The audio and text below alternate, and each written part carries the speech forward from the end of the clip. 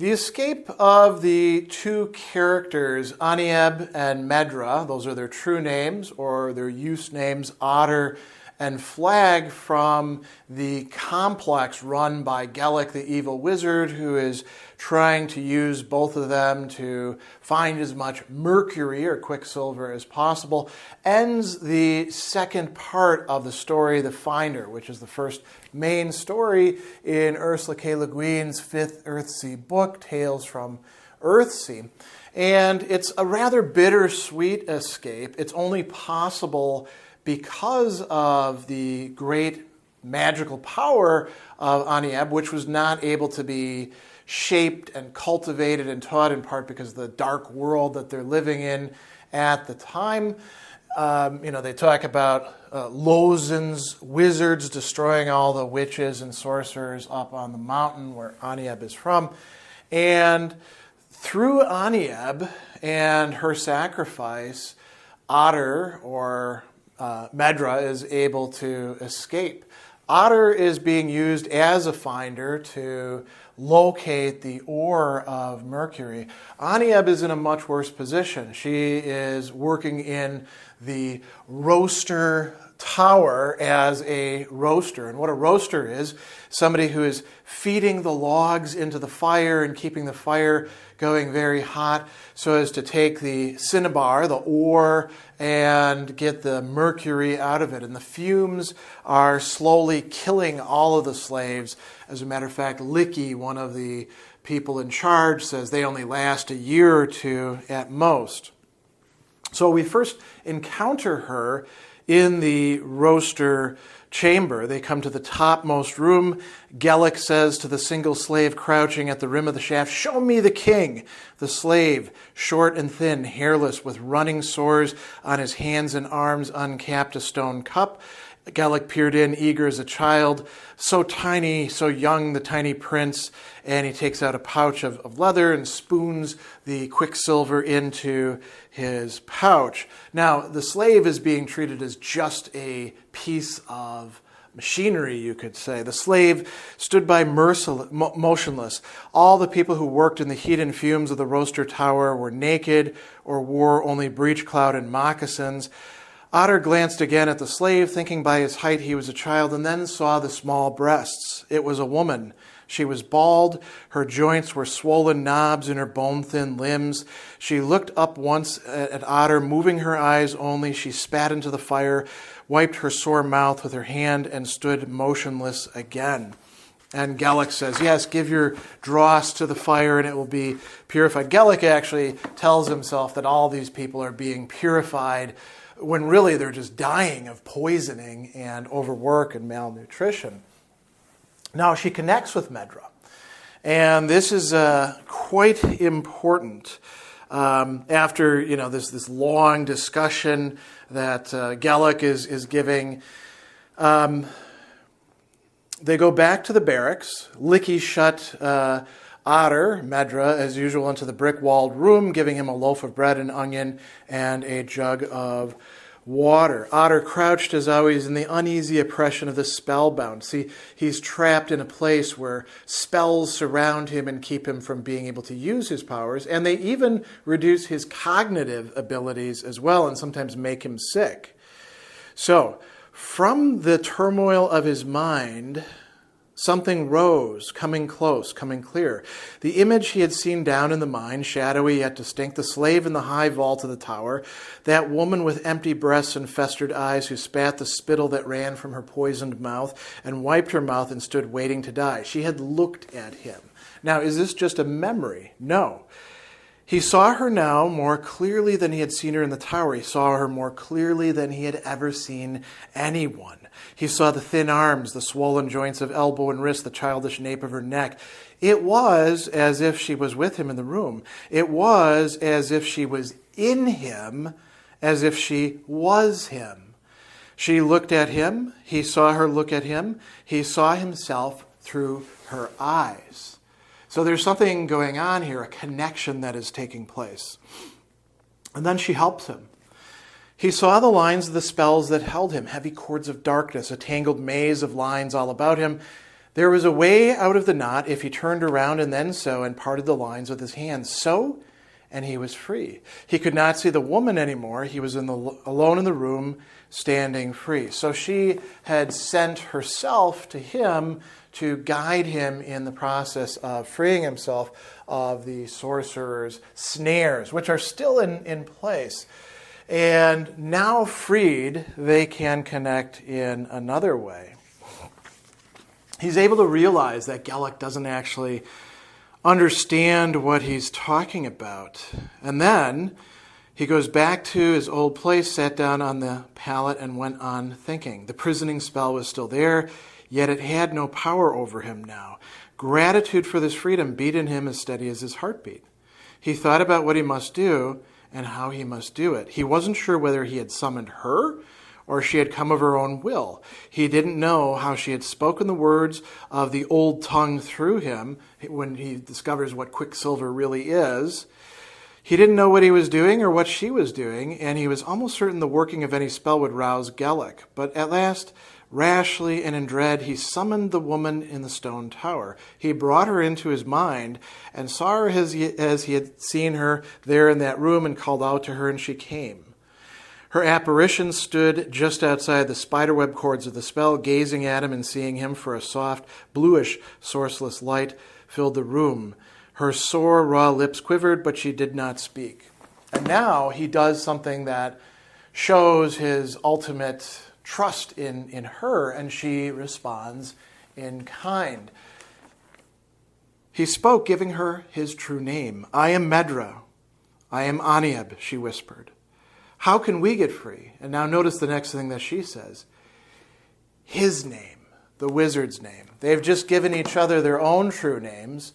If they can get the wizard, who has taken Medra's name from him by magic and is using it to compel him, if they can just get the wizard to say his own true name, then they can have power over him and thereby make their escape.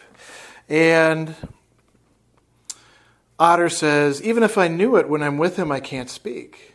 And she says, "If I was with you, I could use it.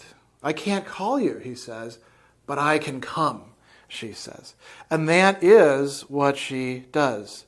She held out, and she gives him a signal. She held out her thin hand in a fist, then opened it up as if offering him something. Then she was gone. And so now she can actually go along with him, so to speak, for the ride and act on his behalf. And that's how they end up tricking Gelluk. There's a wonderful line there that shows how she is helping them out. He says that she's like, the lantern that is helping him see where to go. And so they take, her understanding is the lamp, is the actual metaphor. She is providing him what he needs in order to get them through. So first, Anieb says to Gelluk, "I know where the mother lode is. I can take you to it."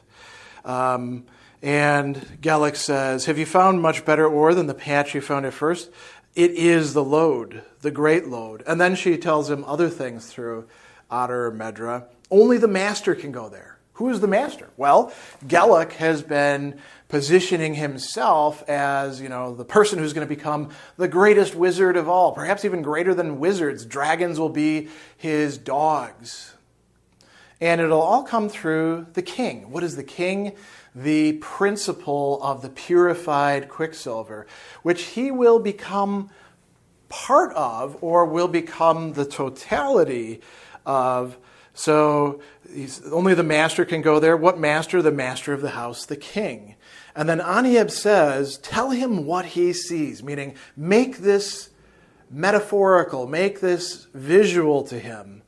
And she whispers in Otter's mind, and he spoke, "A stream runs through darkness over a glittering roof.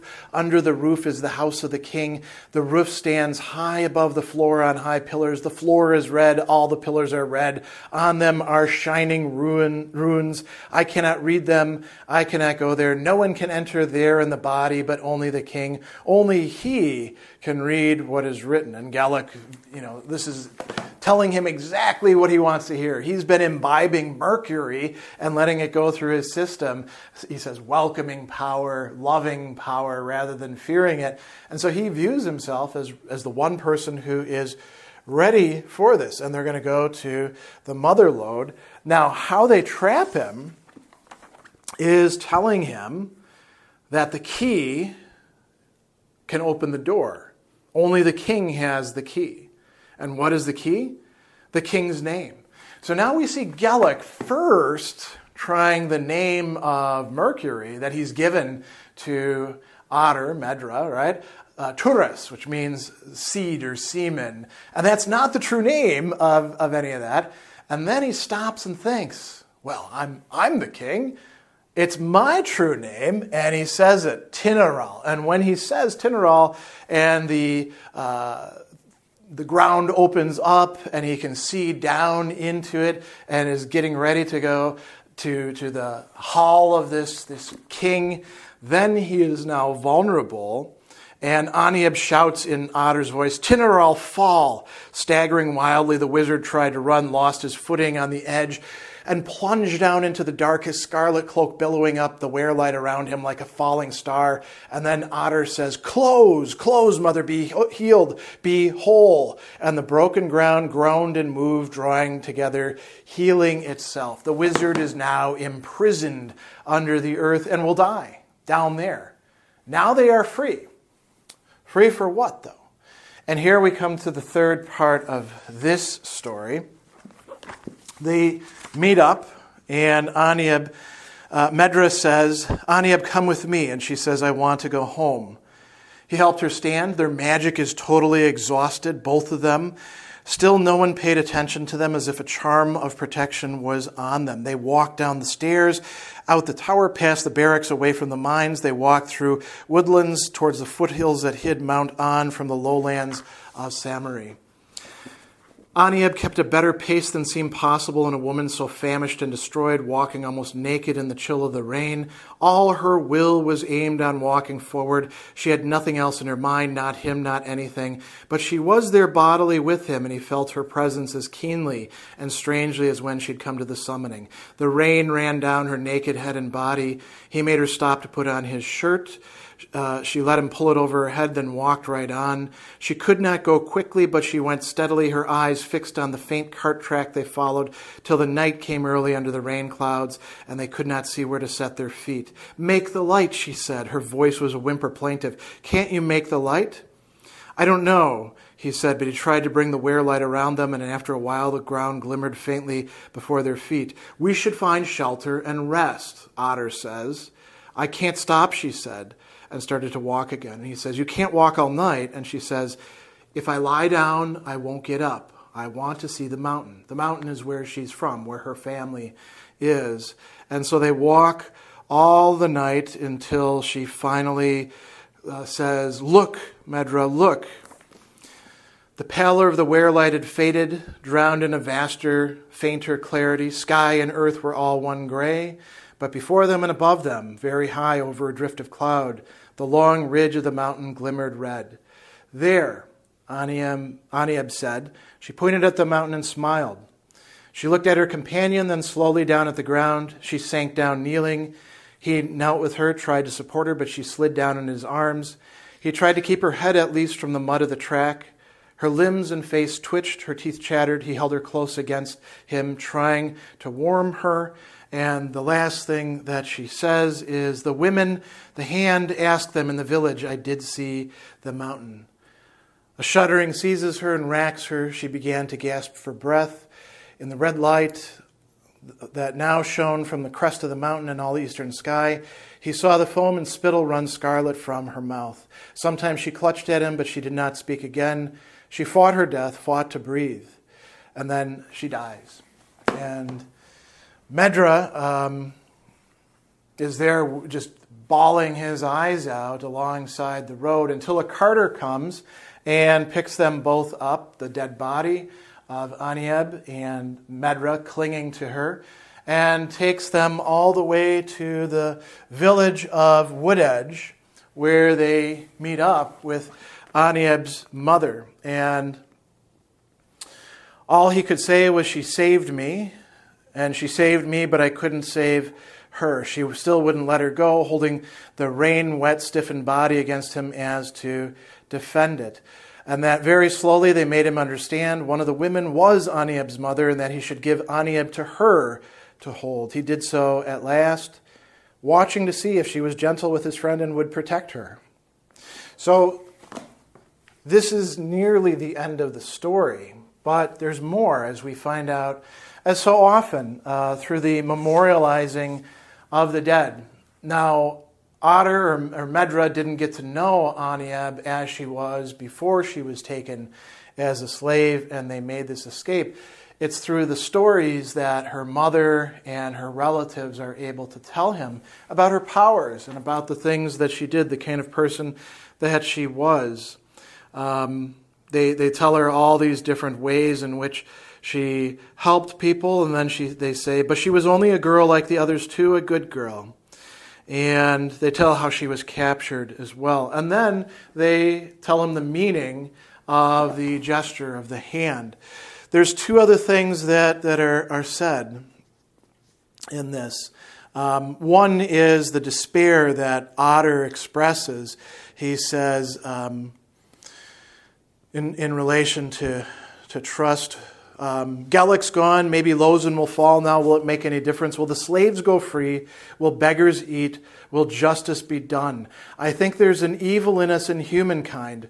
Trust denies it, leaps across it, leaps the chasm, but it's there. And everything we do finally serves evil because that's what we are, greed and cruelty. I look at the world, at the forest and the mountain here, and it's all right as it should be, but we aren't.